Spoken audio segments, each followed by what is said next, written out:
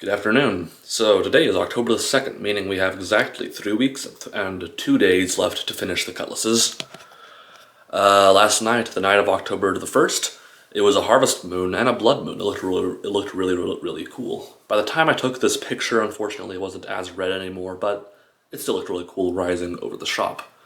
So now, the past couple of videos I've been working on the Cutlass hiding there between those swords, but we're not going to work on that one. Instead, we're going to focus on the elephant in the room, or more accurately, the one that hasn't been in the room.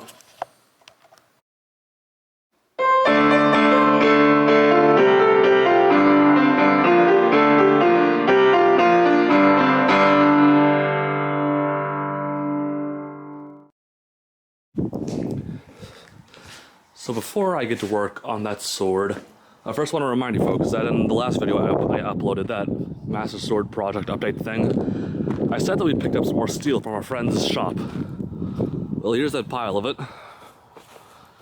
This is about 1,452 pounds of steel. We got a 1/2-inch plate. That's hot. Long 1/4-inch plates, 2 of them. 2 of these like 3/16 or 1/4-inch plate. And this one on the bottom, which is a massive 5/8 plate. Hold on a second, there may be another one down in there. Huh. So yeah, we got a lot of steel. Add that to the stuff we picked up earlier on, which I estimate to be about around 500 pounds.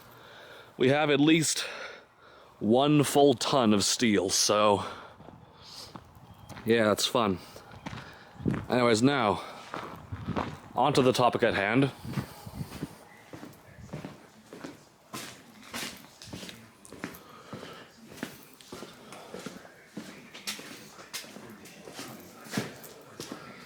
You see me doing a lot of work on this sword, which is going to be mine. Blake's sword, however, hasn't made an appearance since I think maybe part 2, was it?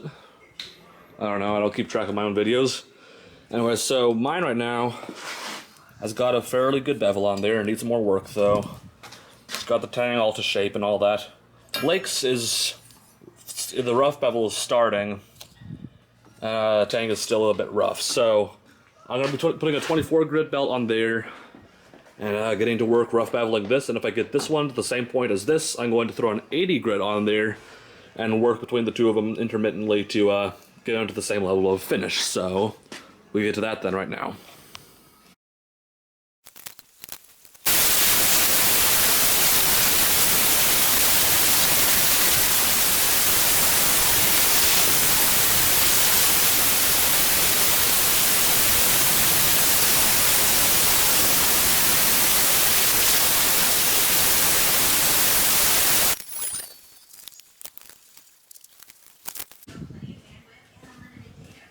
Just to let you know what I'm doing, I'm marking out the point of balance of each sword. This is the one I've been working on for the past couple of episodes.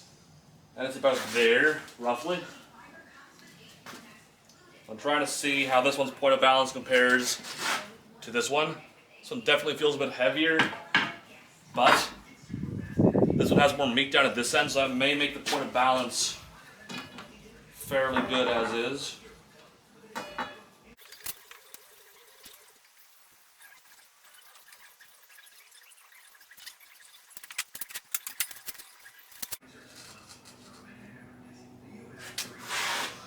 Wow, that's pretty... That's impressive.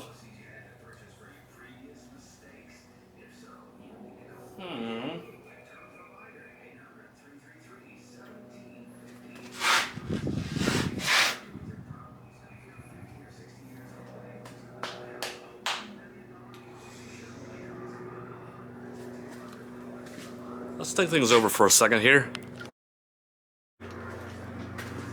I decided we need to see the point of balance stacks up with the the guard attached. So let's go grab the guard I've already made.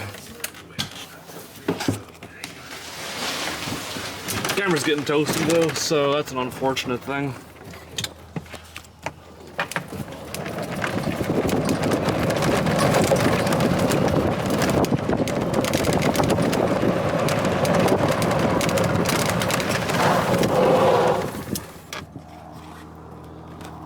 Nice lid.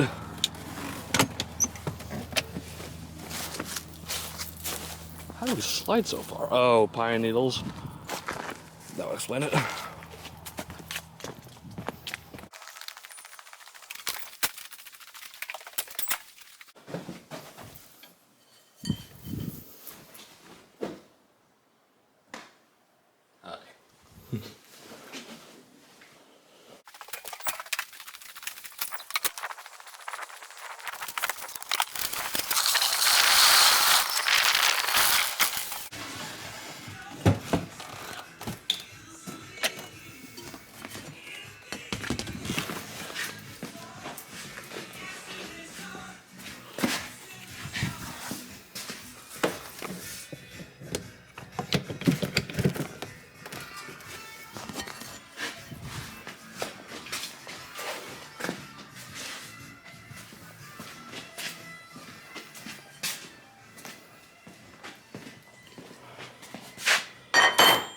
Alright, while I check these things, center balance with that on there, I'm going to let the camera cool down a spot because it's getting a bit toasty, so catch you in a minute. Okay, so it's a couple minutes later now, and I just finished marking these out. So, right here, both swords have a spot that says static, and a spot that says guard. The spot that says static is where you saw me mark out earlier, where I put the pen under it and moved the swords around until they balanced. So within those lines around static, that's where the point of balance with the sword on its own is. No fitting, there's no handle, no nothing. And if we line the tangs up, then the static point of balance is pretty close. But then I took the guard and laid it across the tang like so on both swords. Put the pen under it and to figure out where the point of balance with the effective equivalent of all the fittings is, because that's a lot of extra meat on there that's going to be taken off. So with the oversized guard on there to simulate the fittings and handle, then the point of balance for this one is there. But this one here, say actually, that's pretty... I didn't line them up before this. It's pretty close actually, Regardless though of where those points of balance will wind up at, whenever I hold the guard on to this tang, and then hold it, it feels a bit more front heavy, a bit more like a chopper, whereas if I put the guard onto this one,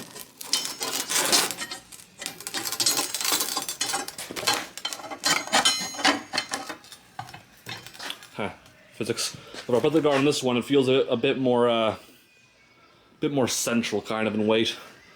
So I'm going to go confer with Blake real quick to see if he wants me to move the point of balance any further this direction, or if he's cool with it being right there, because he does like choppy things. He made a lot of machetes back in the day, so be right back.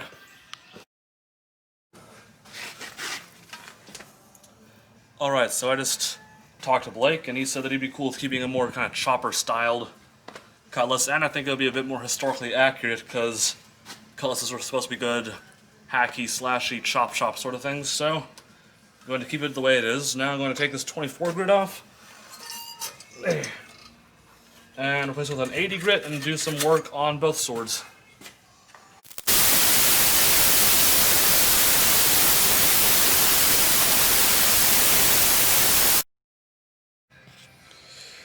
Alright folks, well sorry about that kind of abrupt ending, but it is Friday night, so I have a welding class to go to, and I need to fill out some paperwork before I go. I forgot to do that this morning, so I have to do that now instead.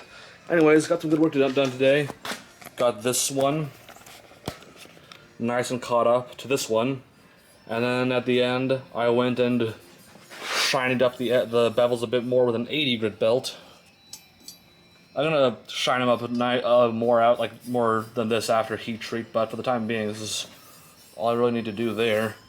Next step, we gotta fit the guard for this one. Blake already cut the blank out for it, so we just have to drill the holes and fit it up. Then I gotta make some pommels, make some handles, we'll heat treat, and then we'll finish. So that's really all for now. If you liked this video, please consider liking and subscribing to see our future videos and to see how this project turns out. And that's really all for now. Thanks for watching. until next time,